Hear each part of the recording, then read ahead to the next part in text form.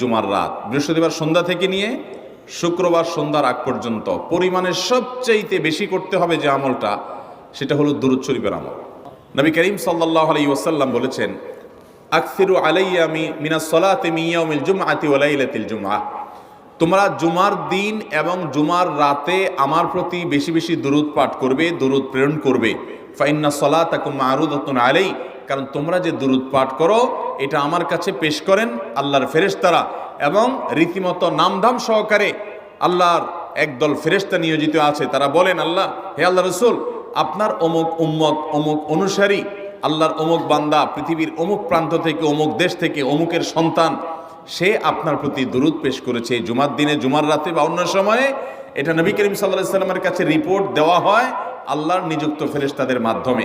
এই জন্য শুক্রবার দিন এবং রাত, অর্থাৎ বৃহস্পতিবার সন্ধ্যা থেকে নিয়ে শুক্রবার সন্ধ্যা পর্যন্ত